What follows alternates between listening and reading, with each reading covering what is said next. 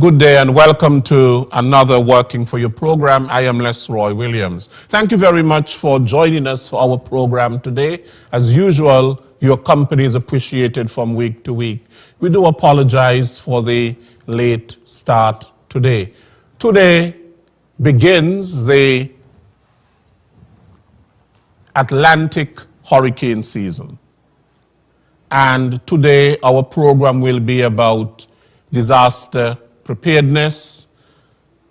We are going to look at the role of our major institution with disaster management, responsible for disaster management. That is the National Emergency Management Agency.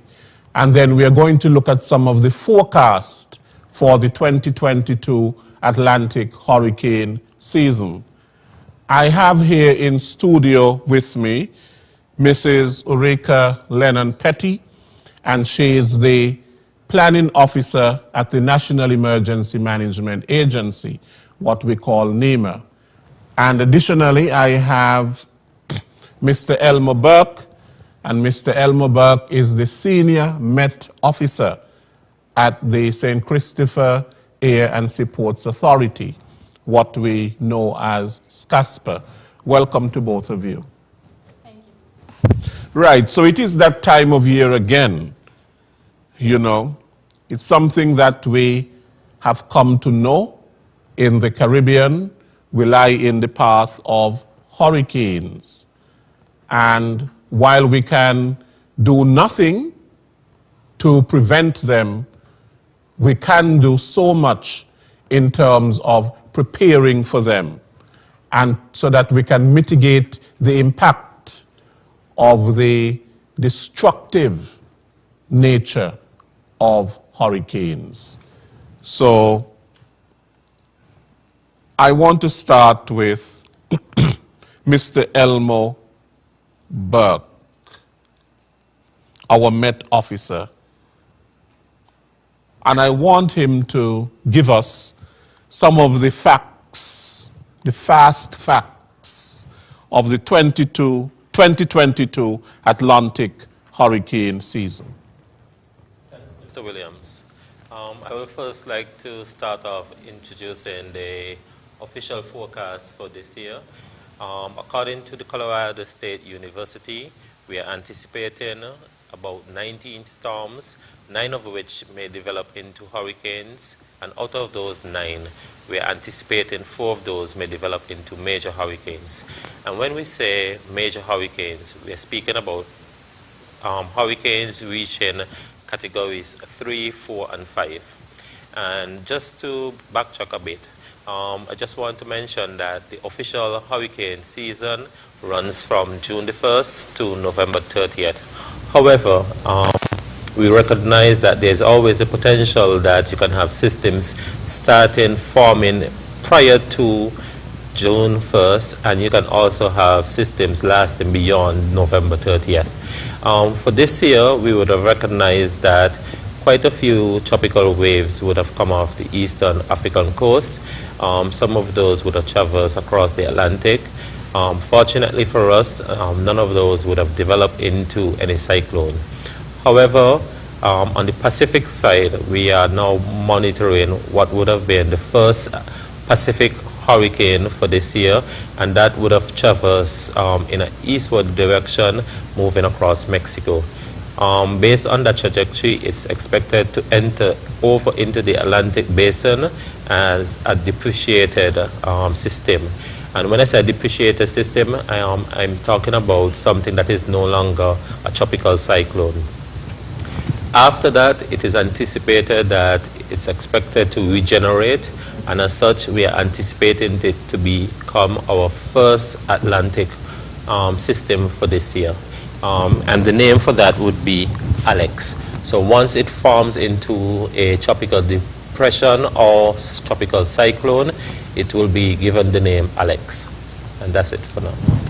Right. Mr. Burke, tell us, okay, this might be a very simple question, but nonetheless one that many people perhaps do not know. What is a hurricane? The simple definition for a hurricane is a tropical cyclone with winds 74 miles per hour and greater. So once we attain 74 miles per hour sustained winds, we classify it as a hurricane. A tropical storm is winds ranging from 39 to 73 miles per hour. And you can have a tropical depression that is not fully formed. Once you have winds less than 39 miles per hour, that is when we have a tropical depression. So the hurricanes are ranked based on the intensity of the sustained winds? Yes, please. Also, when we're talking about categories 1, 2, 3, 4, and 5, this also correlates with potential damage. So, for example, when we're talking about a category 1 storm or category 1 hurricane, we're talking about minimal structural damage. Whereas when we're talking about a category 5 hurricane, we're talking about catastrophic damage. Right. So you have scales of 1 to 5. Yes, please. In terms of the intensity and the Saffir-Simpson hurricane wind scale. That is how they are ranked. Yes. On that scale. Yes, they are. Mm-hmm. Right. So why at this time that we enter into the hurricane season? What are the conditions at this time from June 1st to November 30th that make it opportune for hurricanes to perform? There are several factors. When you look at in terms of where most of these systems will generate, you start to see a warming of the ocean currents. So you find the oceans are getting warmer across the equatorial area, and as such, that is the fuel for these systems. You also have, once they are away from the equator, you have the propensity for them to allow for spinning. Unfortunately for us, for this year, we are in a La Nina year. And when I say a La Nina year, we're talking about an abnormal cooling of the eastern central Pacific. And because of that cooling, the net effect for us here in the Atlantic Ocean is weaker upper level winds. These weaker upper level winds allow for tropical cyclone to potentially develop. So whatever systems come across, because you don't have the strong winds aloft to tear them apart, you have the chance for them to develop into a mature system. Right. So tell me, Mr. Burke, we hear about a hurricane warning, a hurricane watch, and things like that. Tell me a little bit more about that. When do you say it's a hurricane watch? When do you say it's a hurricane warning? Okay, thanks, Mr. Williams. What we do when we issue any watch, whether it be a tropical storm or a hurricane watch, those are issued 48 hours in advance of possible impact from a tropical cyclone. However, when we're now moving into the warning stage, in terms of a tropical storm warning or a hurricane warning, what we are anticipating at the time is tropical storm conditions are expected within 36 hours. So you recognize the difference between the watch and the warning. With the watch, conditions are possible within 48 hours, so you have a longer duration to prepare, whereas when you know into the warning stage, you have a shortened period and conditions are expected. So the level of certainty has increased as well as the time of impact has decreased.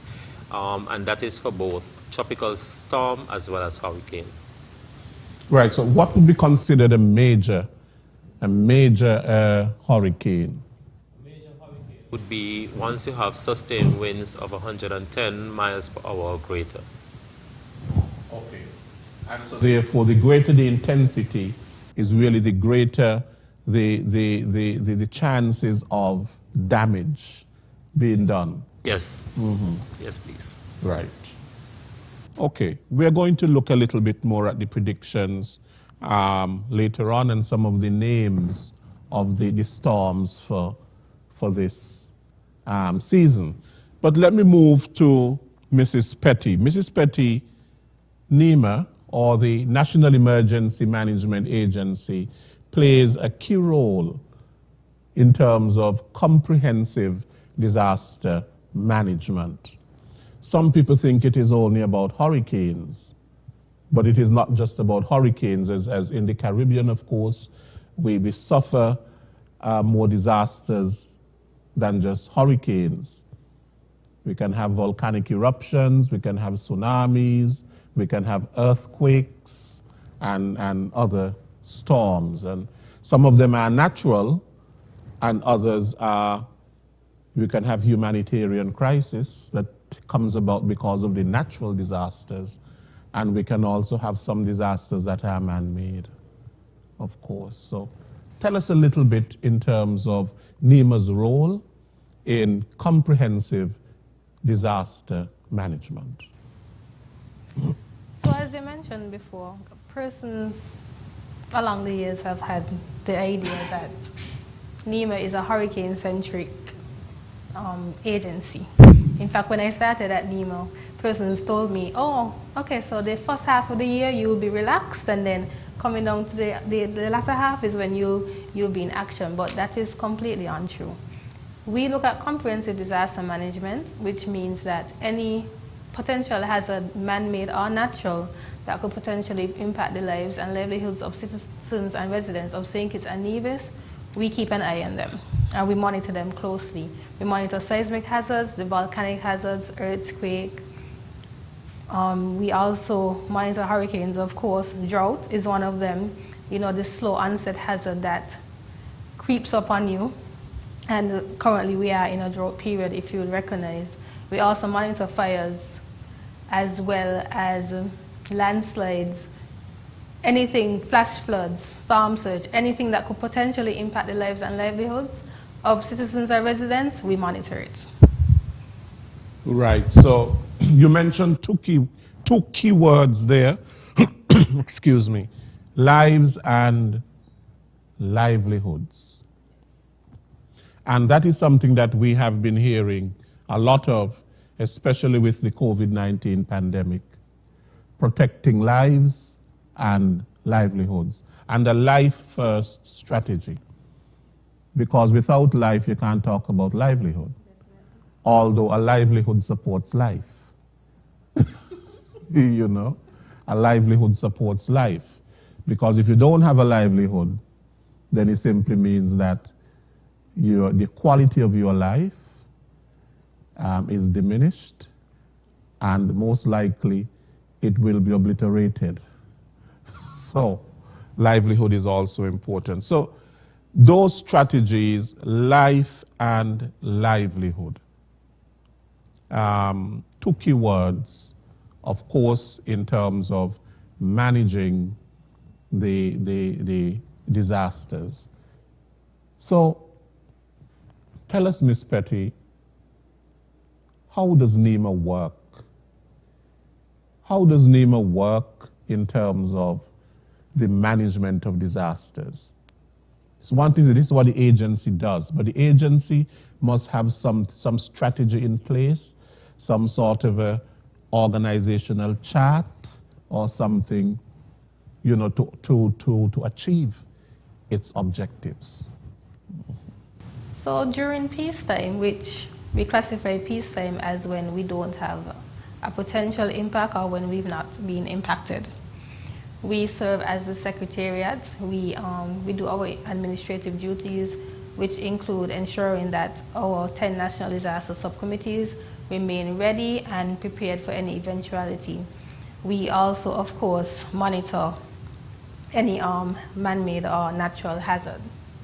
And then when it comes to potential impact or after an impact or during an impact, we activate and we move from being the secretariat, we move from being that, and once activated, we activate the National Emergency Operations Center, which is, of course, located at our headquarters, and then we move into action. So NEMA serves as a secretariat to the Mitigation Council. The Mitigation Council is headed by design, the Prime Minister, who, however, usually delegates the task, and he has delegated it to the Attorney General, Honorable Vincent Byron Jr., as well as Honorable Wendy Phipps, who is the co-chair of the Mitigation Council. On the Mitigation Council, we have decision makers because, during emergencies, you don't want to have persons sitting there that would have to ask a question. You want persons who are able to say on the go that this has been approved and this is what we're going to do. And so we have decision makers on the Mitigation Council, on the National Disaster Subcommittees, as well as sitting in the National Emergency Operations Center. These are made up, of course, of permanent secretaries of the different ministries as well as heads of departments. And so these serve as both for the Mitigation Council, because some of them do play a double role for terms of they sit on the Mitigation Council, but they also have a role to play in being a National Disaster Chair or a member of the National Emergency Operations Center. Right. You keep using that word, mitigation. Mitigation. Could you tell me what you mean? I don't know, I'm playing dunce. What you mean by mitigation?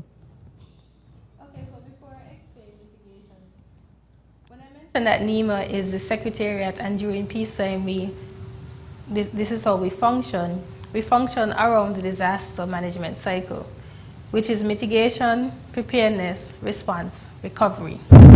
So mitigation would be any action taken to either reduce the impact or eliminate the impact of a potential hazard. For example, some mitigative measures that would have been taken around the island. You have the old road bay. Once the sea is rough, you have the potential of storm surge coming up on the road and potentially impacting lives, as well as you had the potential of rock slides or landslides on the next side. And so that was a mitigative measure that they put in place to protect the lives of persons who would traverse along that area. Another example of a mitigative measure is wash gut in Keon. Once before, when that gut is running, you would have not been able to pass as it interacted with a main roadway. However, now that they've built the bridge, that eliminates that threat where once the gut is running, it runs under the bridge as opposed to over it. And so now you have the protection of lives. And so those are just some examples of mitigation. Another example would be early warning systems. For example, the flood gauge monitoring system at St. Peter's, as well as the different seismic monitoring sensors that are placed around the island. And then we move to preparedness.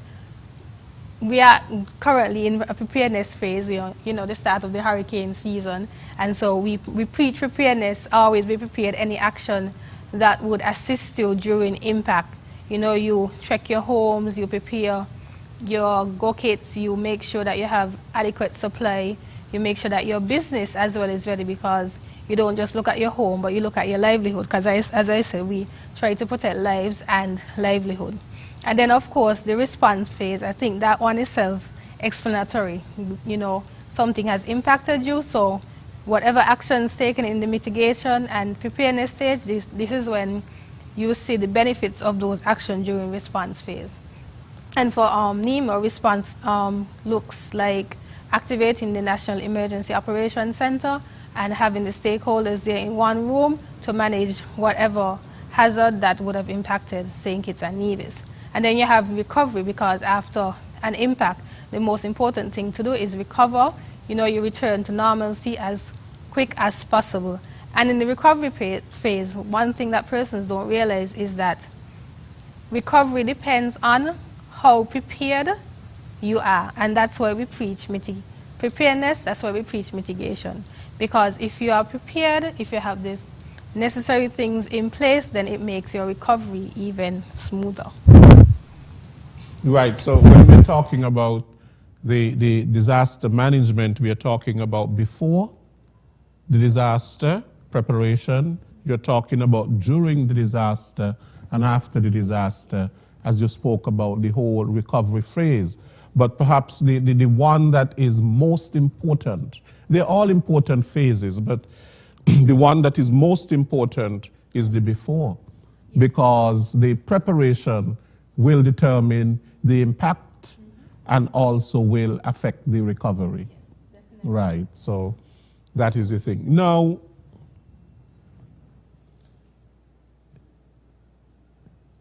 how should people prepare? What are some of the vital things that people should do to prepare for a storm? Okay, so in terms of preparedness, we'll touch on family and home, and then we'll move to business. So we always preach that it's good to have a family emergency plan. Basically, it's a plan of what would you do in the event of, and that would speak to before, during, and of course after, as you mentioned before.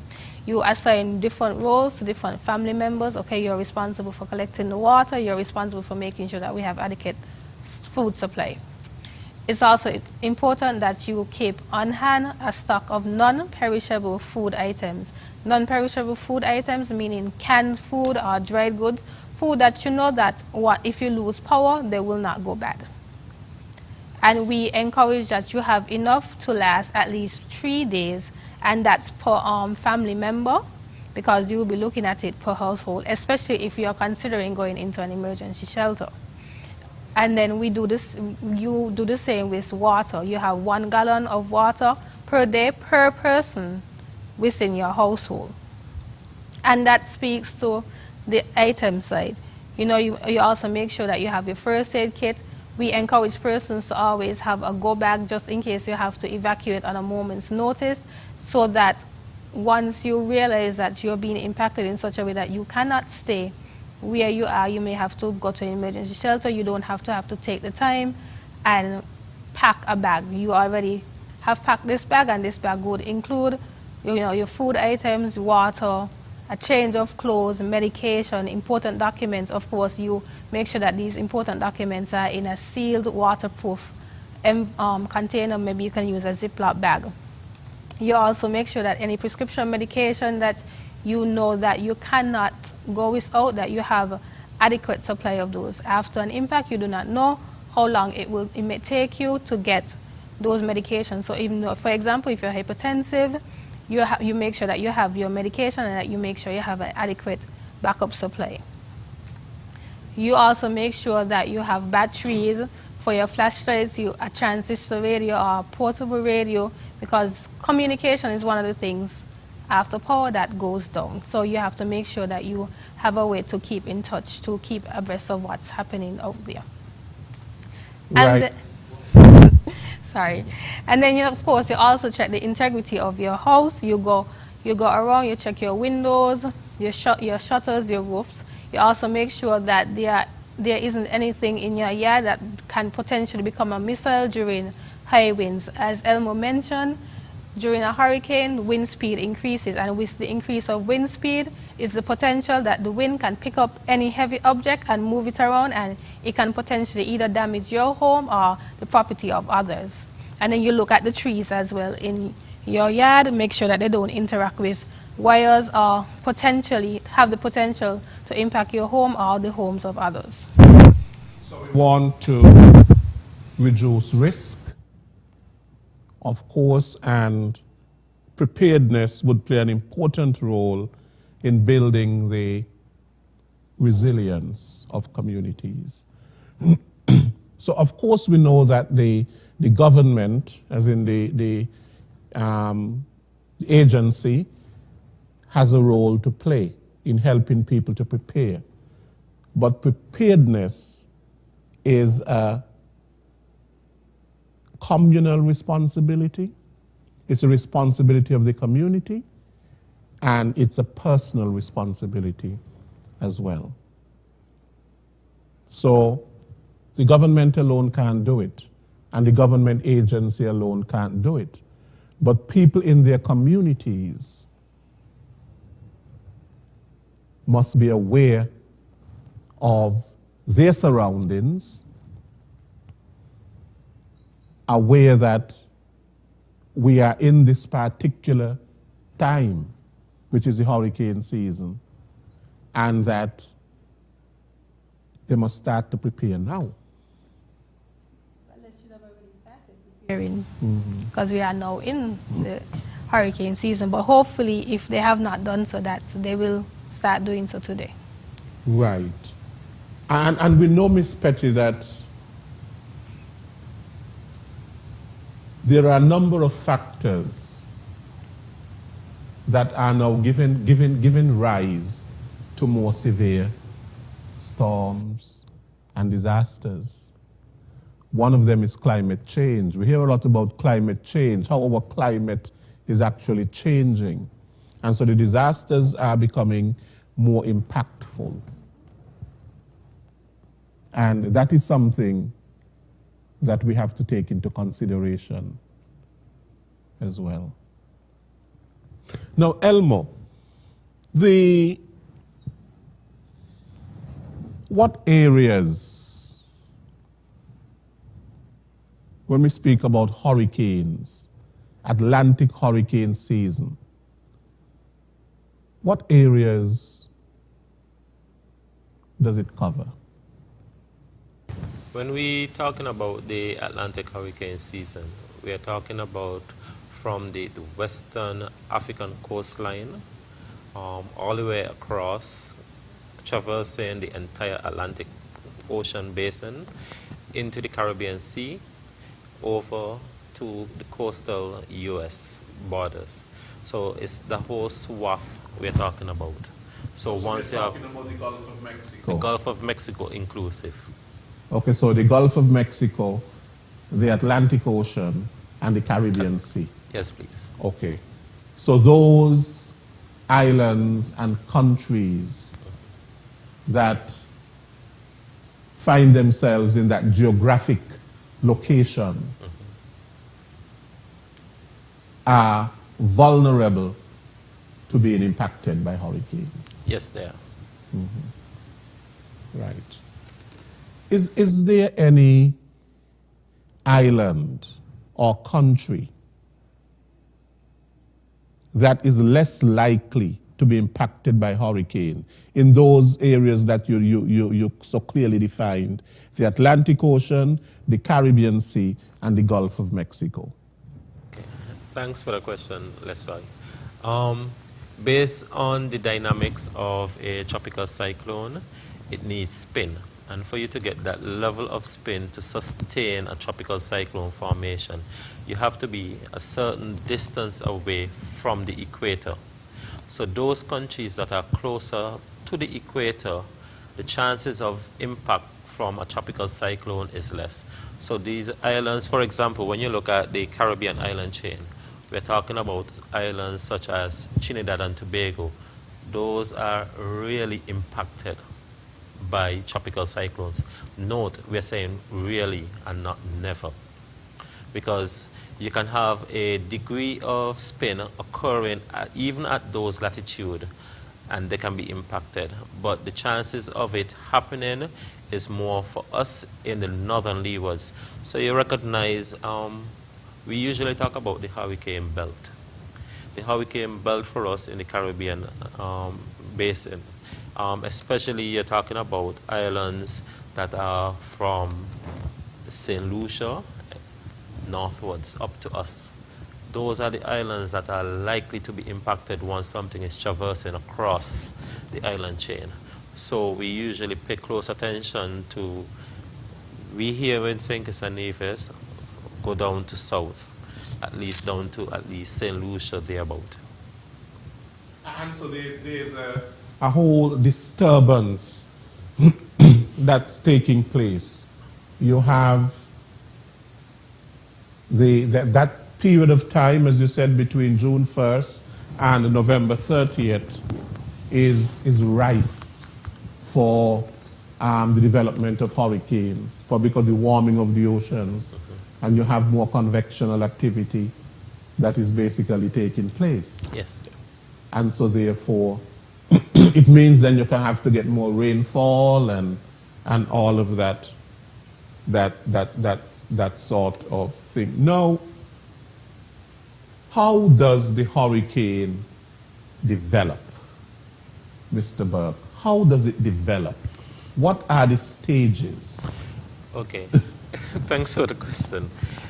Usually what you would have a cluster of thunderstorm, and once this cluster of thunderstorm starts to develop, and start to develop what we call some spin, then it becomes a bit better organized.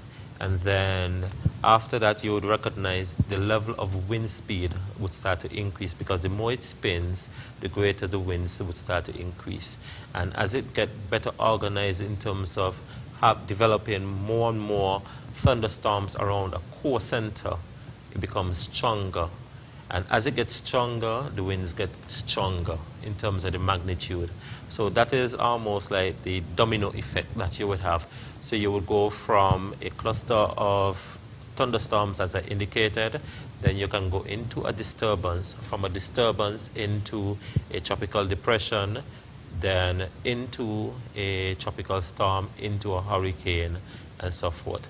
However, there are times that, based on the rapid development, you would recognize that although it seemed as if it skipped a stage, so for example, you will find a system sometimes go from a disturbance into a storm, because it got so developed in such a short period of time that by the time that they're ready to issue the alerts, we would already call it no longer a disturbance, but now a storm.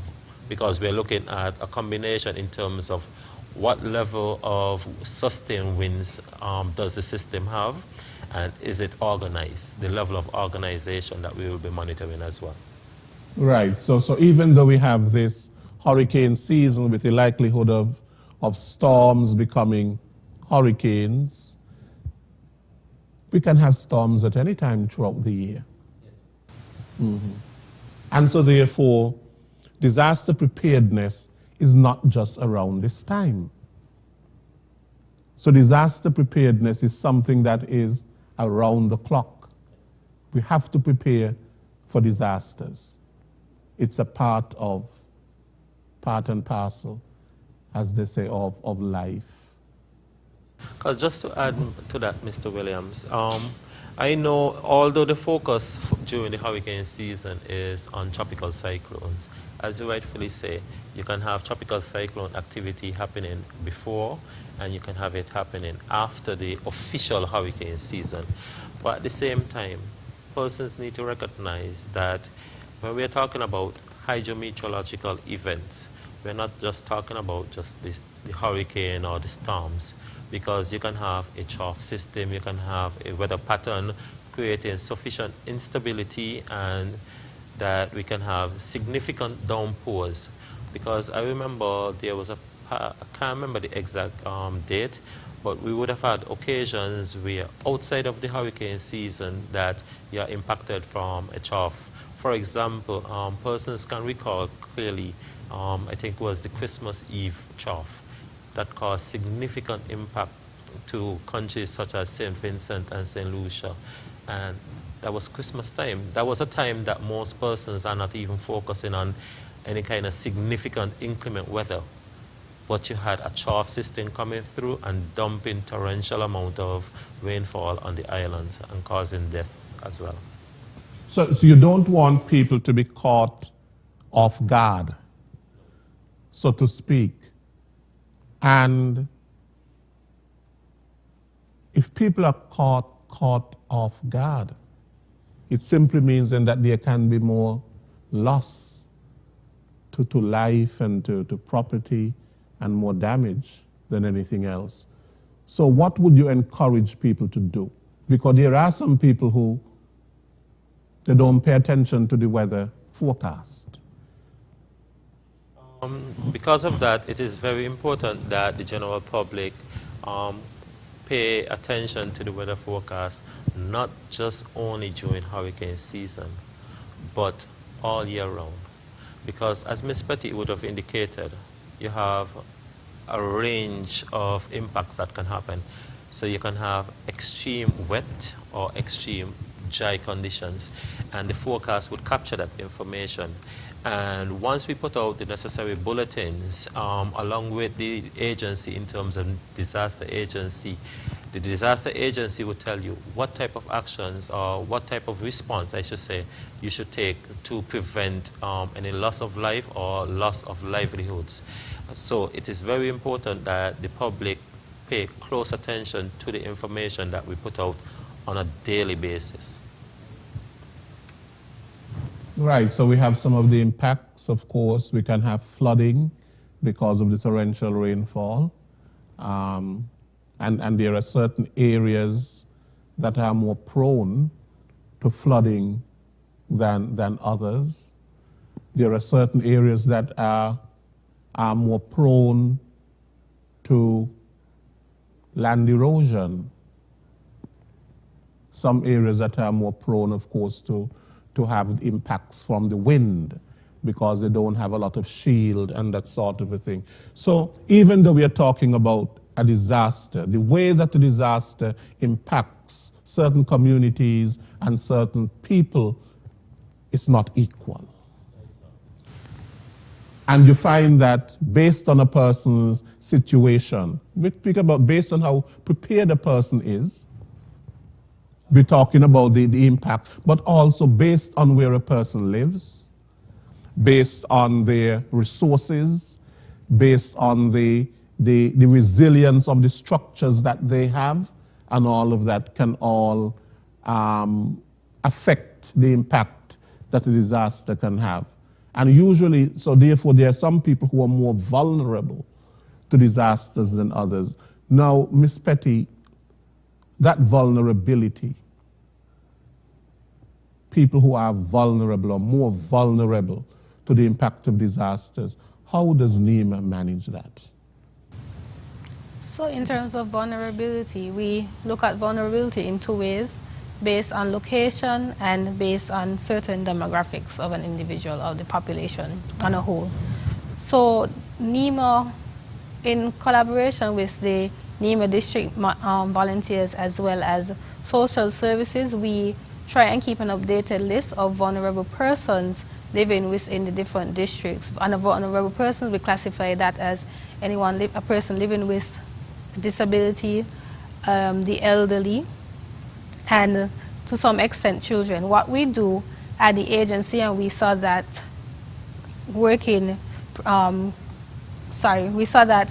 during the response of COVID-19 in 2020, we especially look at those who are living alone and who wouldn't be able to assist themselves.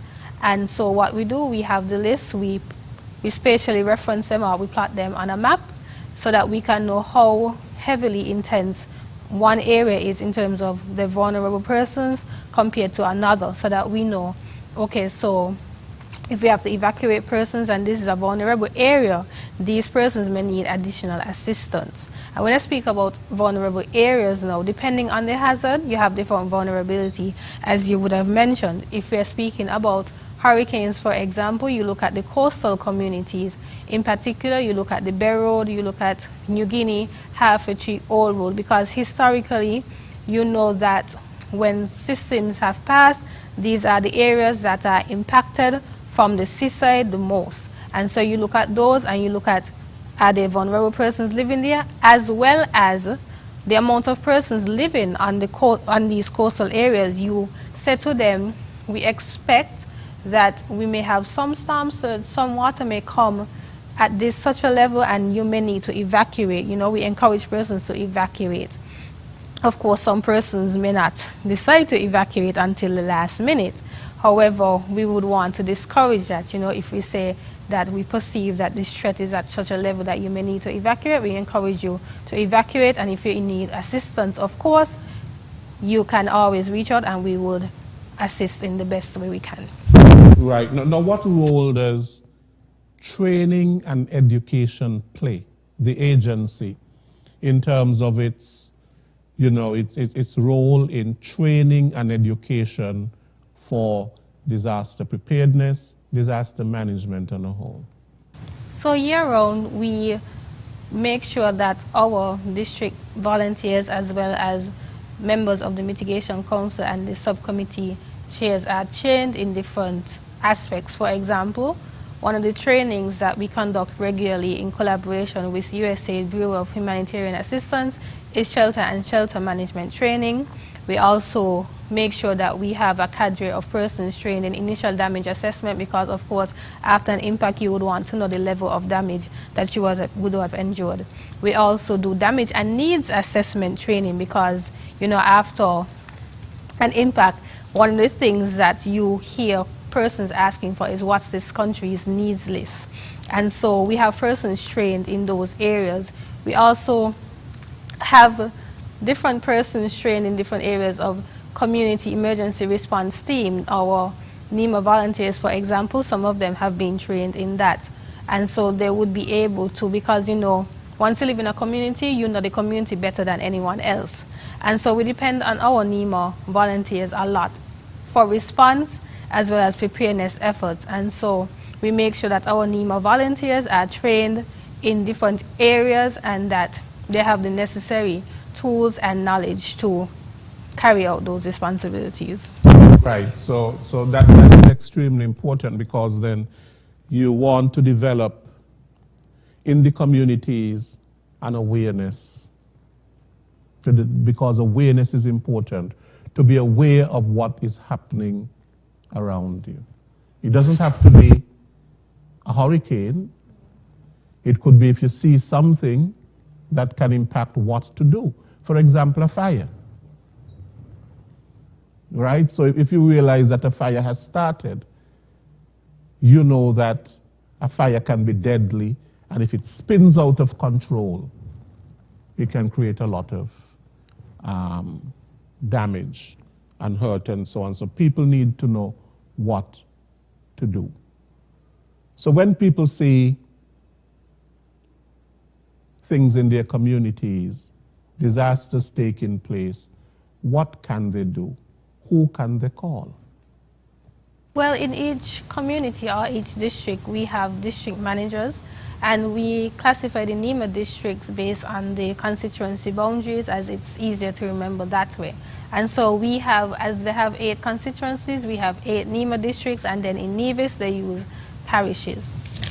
And so for District 1, for example, which spans from the Southeast Peninsula to Victoria Road East, Mr. Ron Boddy, the district manager there, or Mr. Hester Rollins, the assistant district manager, would be the one that you would first try and contact.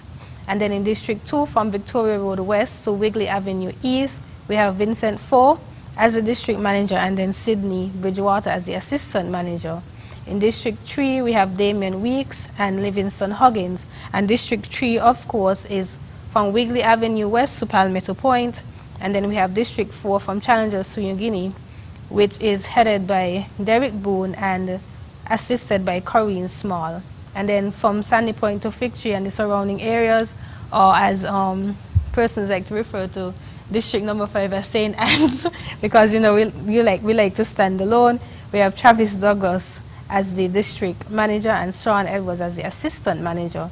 And then from Newton Ground to Harris's, which is District 6, Terry Morris and Joseph Richardson. At District 7, Bellevue to Atlas Gut West, Maurice Benjamin and Warren Thompson. And then District 8, Atlas Gus Eats to St. Peter's, Mr. Ralda Claxon and Mrs. Patricia Nurse Clark. And you can find the contact information for these persons on our NEMA Facebook page as well as www.nema.kn. Right, so because one of the things, of course, is important for people to know what to do. The education must involve not just what to do before the disaster, but what to do during the disaster and after the disaster. Yes, of course. Of course. But that is important. So all three are interrelated: before, during, and after. And people need to be aware and to be educated in terms of what to do. And I see we have a map up there. So could you explain that map to me, Eureka? Okay, so we always say what from point A to point B is District 1, District 2. So we've taken it a step further. We actually created maps of each district to show you where it starts and where it ends, and you can also find these on the NEMA website, of course. And so each district has its own map, and you can also view the districts island-wide as well. Right. So, do you have a map of the vulnerable areas? We do mapping of the vulnerable areas, of course. I don't have one today to show you, but we do mapping, and we make sure that we update them. For example, when you look at landslides, for example, you know that if a landslide occurs, we always record where it occurred and when it occurred, because you know that one of the things that you look at for vulnerability is historical data. So you know historically that this particular area is susceptible to this particular hazard, and then you also want to look at the time to see if it correlates with a particular time of year. Right. Now, Mr. Burke, do we do our own forecasting here in the Federation, or where do we get that information from? I do know that there are many apps. We have a lot of apps around that do a lot of forecasting, the Weather Channel and other apps. You can find so many of them.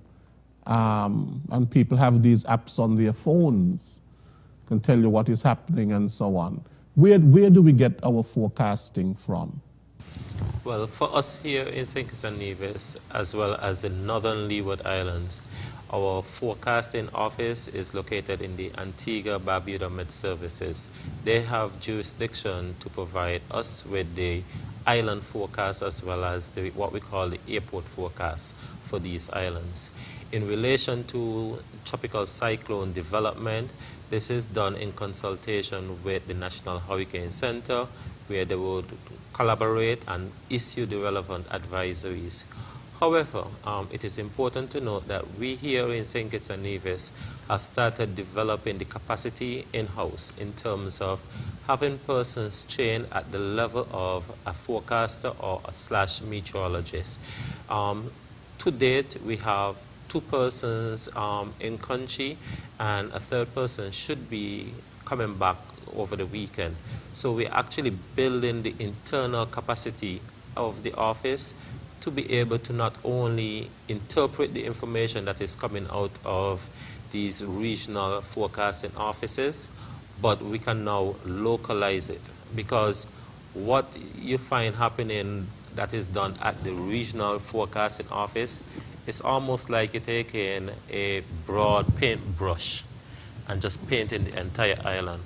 However, we here on the ground would be able to localize it. So for example, let's say the Antigua and Barbuda may say a tropical cyclone is expected to impact St. Kitts and Nevis during this particular time, creating significant damage to the western side of the island. And persons may say, well, where's the western side? We now can look at the information that we are looking at, along with, in conjunction with the Antigua Barbuda Med Service, and said, well, persons living on the areas of Sandy Point to say Date Bay or so forth, you are more prone in that case. So we can actually localize that information for our purpose. And that is one of the benefits of having a local forecaster in country working at both the Met Office here. Okay. Right. Good. Now, Mrs. Petty,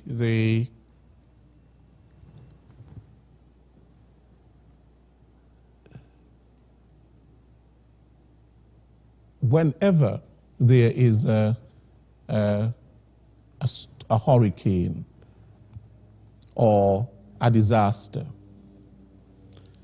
that is very severe, any disaster, there is something that we call the National Emergency Operations Center. We heard it throughout the pandemic, the COVID-19, the NEOC briefings. What is the NEOC? The National Emergency Operations Center. Basically, It can be activated. So, as I said, because we're in peacetime, we are currently not activated, although we did activate on some level for the response of COVID-19, and some parts of it did stay semi-activated. Your subcommittee, for example, was one of those that stayed activated, and that your subcommittee would have been the Education, Communication and Early Warning National Disaster Subcommittee.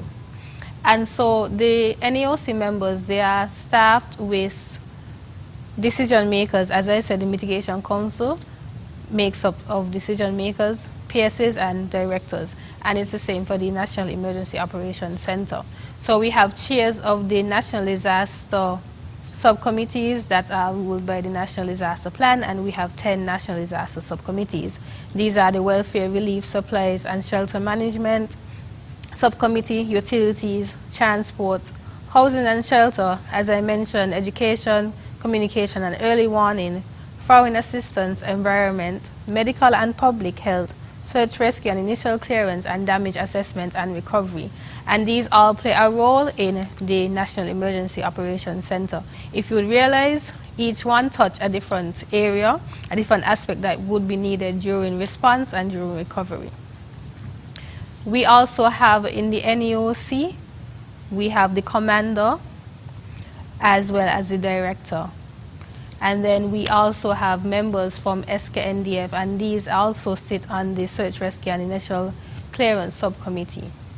And then, although they do not sit in the NEOC, we have members from NGOs such as Red Cross, for example, as well as members of the telecommunications companies who have membership with the Utilities National Disaster Subcommittee. Because, you know, one of the first things that may be impacted is utilities, and one of the first things that we need back up and running is, of course, utilities, because once that's back up and running, it helps in terms of returning to normalcy. Right. So, good. Mr. Burke, the named storms for the 22 Atlantic hurricane season, they normally name them. How do they name them? And what are the names for this year's Atlantic hurricane season? Okay, thanks for the question. The names are usually alternated in terms of a male name and then a female name. So for example, for this year, we have Alex being the name storm for the A, Bonnie, Colin, Danielle, Earl, Fiona, Gaston, Hermine, Ian, Julia, Carl, Lisa, Martin, Nicole, Owen, Paula, Richard, Shari, Tobias, Virginie, and Walter. So those are the 21 names that are designated for potential storms this year. However, in the event that these 21 names are exhausted, there are a list of supplementary names. I know a few years ago, we would have gone into one of those hyperactive years where we would have utilized Greek letters. And what we found over time, it was becoming difficult for persons to really assess in terms of and keep track in terms of historical information, in terms of if you're using whether alpha, gamma, and so forth, because persons are not used to using these Greek letters. And as such, the National Hurricane Center opted to utilize a supplementary list going forward. So in the event that we exhaust these 21 names, there's a backup 21 names available to be utilized. Based on the forecast, however, we are not anticipating to utilize all 21 names this year, and we are keeping our fingers crossed that we do not utilize these 21 names. Right, so this year is forecast to be worse than last year. This year is forecast to actually be similar to last year. Similar to last year. Because we're talking about an above average season. As I indicated earlier, according to the Colorado State University, we are anticipating about 19 storms, 9 of which should develop into hurricanes and 4 may develop into major hurricanes. And when we look at compare that to an average hurricane season, and when we're talking about an average hurricane season, we would have looked at a climatological period. And the new climatological period that we're now looking at is 1991 to 2020. So what we would have done is how many storms on average per year you would have had. And based on that, we estimate that you usually have about 14 storms, 7 of which may develop into hurricanes, and 3 to 4 may develop into major hurricanes. So that is the new average. Once ago, we used to use 12, 6, and 3. But we recognize, as I said earlier, due to climate change, there has been an uptick in terms of tropical cyclone activity. Hence, the overall average has increased in terms of the potential number of storms. We're going to go to the phone lines with the time that we have left to see if anybody wants to call in and ask about this year's hurricane season. The numbers to call are 466-2666, 662-8674, 767-4765, and 1-239-645-4500. We welcome your calls. Right. Ms. Petty, what are some of the non-governmental organizations, NGOs, that NEMA works with in terms of disaster management? The main ones that we always work with, of course, would be Red Cross. We also look at the other volunteer groups within the communities because, you know, volunteer groups volunteer groups usually do some response activities after an impact, and so, of course, we would want to involve them in our preparedness actions as well as during response. We also work with some church organizations. We work closely with the Evangelical Association as well as the Christian Council and the Seventh-day Adventist associations. Right. So you work with churches, you work with the Red Cross, you work along with the chamber. Of course, the chamber actually sits on a number of these national disaster subcommittees that we would have mentioned because, you know, we don't want to just be civil-minded. We want to be both public and private. We want to touch both public and private in our before, during, and after and you activities. Work along with the telecommunication companies, yes. Flow and Digicel. Flow, Digicel, the cable. We work closely with them. They are actually members as well of some of the national disaster subcommittees. They are a close partner in terms of they are always willing to assist us in getting messaging out, whether preparedness or response messaging. Sometimes you'll even get an SMS saying that there's a storm impacting, and that shows the relationship that we have with them. Right, so the long and short of it is that disaster management is an all-of-society approach. Alone, we are a body of 14 staff members serving the entire population of St. Kitts and Nevis. So you could imagine if we had to do it alone, how much we would actually get done. Right. So you know, disaster management is everyone's responsibility. Most definitely, and that's something that we want persons to understand. Mm-hmm. Right. Now, Mr. Burke, what can you tell us in terms of the people paying attention to the local forecast? Because whenever there is a hurricane or storm, you get a lot of people who suddenly become meteorologists. Meteorologists. Yes. Yes. And start putting out all kinds of things. And what can that do? When you start putting out these kinds of things, what can it do? What is the seriousness in terms of people putting out their own information, and what can that actually do in terms of, you know, the impact of the disaster? What I would say is, when you have some of these individuals who, as you said, become overnight meteorologists, and meteorology is not science that you can learn overnight. It actually takes a lot of time and effort, where you actually have to understand how the atmosphere may respond based on the different dynamics. So it's not something to take lightly. We do appreciate at times the support that some of these social media or these persons who have a great following would think in terms of communicating the information. But what we always try to ask them to do, instead of you putting out what you perceive to be your forecast, or just taking somebody's forecast randomly from off the website or off the internet, we always ask you to collaborate with us. We are willing to work with you.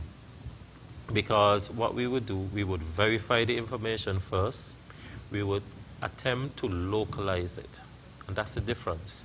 Because most of these international agencies who would put out weather forecasts, they are focused on a particular area. So for example, a lot of the US weather stations, whenever they are putting out forecasts for the sub-region, they're focusing on potential impact to the US Virgin Islands or Puerto Rico, because they are US oriented. Whereas we here in St. Kitts and Nevis, along with our colleagues in Antigua, we would focus on the islands directly in terms of St. Kitts and Nevis or the Northern Leeward Islands. So it's important for you to collaborate, dialogue with us, so that you can get that localized context. It's not a bad thing if you want to alert persons that there's a potential of something coming, but before you do disseminate that information, it's advisable for you to verify first. After you have verified it with us as the competent authority, then you can disseminate to say, hey guys, we are monitoring something, expect additional information coming from the Met Office, and we always in a state of monitoring. So once we have that information and we deem it a threat to us here in St. Kitts and Nevis, we would alert the general public in a timely manner. Yes, so at times there may be a delay, because you know there's this old adage, first out the blocks doesn't mean you would win the race. Because I always remember in terms of the tortoise and the hare. And the hare was quick, but lost the race. So it's not always about who can get out the blocks first. We want to make sure that the information that we at the Met Office is putting out is accurate, reliable, and as much as possible, localized. And yes, it may take us a little longer, but that is what we're trying to do. We're trying to package it so that when you get that information, you know what potential impact it may happen to you in your local context, and not on a large scale in terms of a sub-regional scale. Right. Now, Ms. Petty, tell us something about, I've heard that you're having some Finding Trivia edition up at NEMA. Could you tell me something about it? Finding Nemo Trivia Edition. My apologies. Mm-hmm. Fine. So we actually started Finding Nemo in 2021 during the month of International Disaster Risk Reduction. And so, you know, it was successful. Person said they had fun. And we did a scavenger hunt at the time, a virtual scavenger hunt, where we had persons complete tasks and send us in video form them completing the task. And persons said, you know, I want to do this again. So we decided, as a part of preparation for the hurricane season, why not make it fun? And so that's how we came up with the trivia contest. So we said, let's do a Finding Nemo Trivia Edition.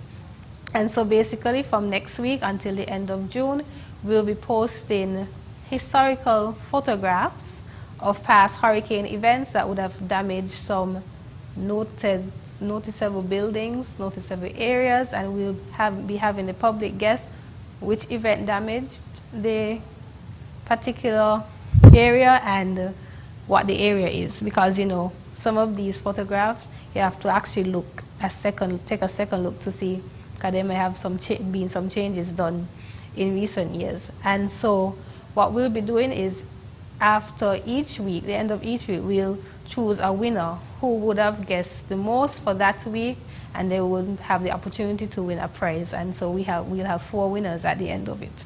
Okay. Right.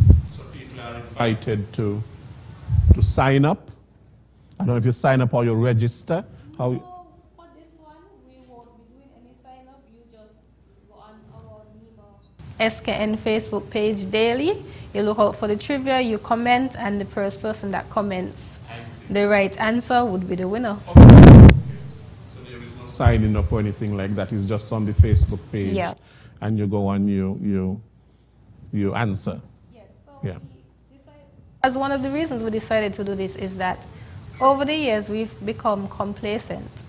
When we hear hurricane season, we've said, oh, I've had persons say, oh, I always saying that something coming but nothing comes, or this or that. And so we decided, why not have persons remember how St. Kitts and Nevis would have been impacted in the past by showing them past images of these damages, the potential devastation that hurricanes can have on our island, you know, so it can be fresh in their memory, so that they can say, oh, yes, when there's a hurricane coming, this is what can potentially happen. So, but we wanted to do it in a fun, engaging way, so we decided that this may be the best way to do it. We're really out of time. It is almost 3 o'clock.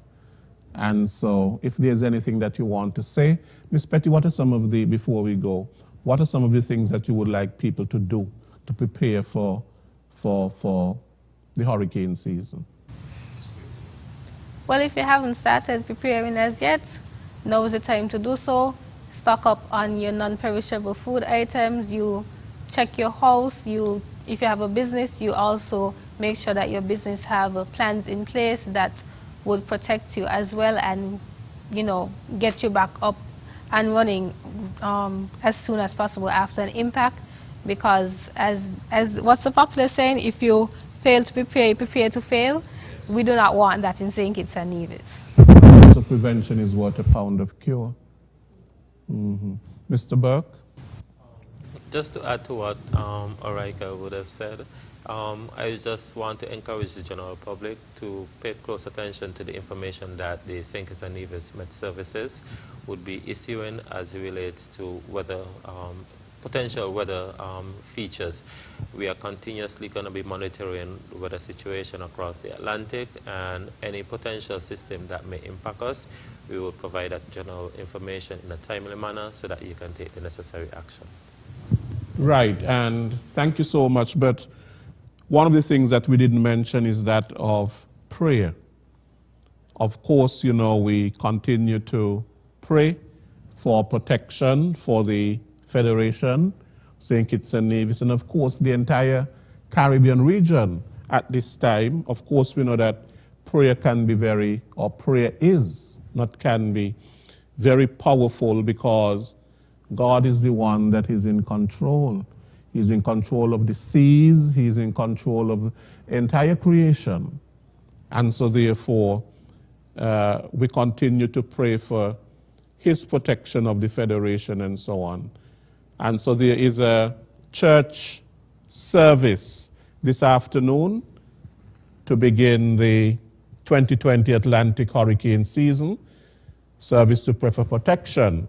And that is going to be at the Pentecostal Church of God on Boone Avenue in Bastille at 4:30 p.m. And everyone is invited to come out and to join in prayer and petition as we enter into the 2022 Atlantic hurricane season. Thank you so much, Mrs. Petty, and thank you very much, Mr. Burke, for coming and sharing today about the Atlantic hurricane season and how important it is to prepare ourselves so that the impact of any hurricane during this time will be reduced by our preparation. Thank you very much. I want to thank all of our listeners to today's program. Thank you very much for joining us today. Next week we will be back with another Working for You program. Until then, I am Les Roy Williams.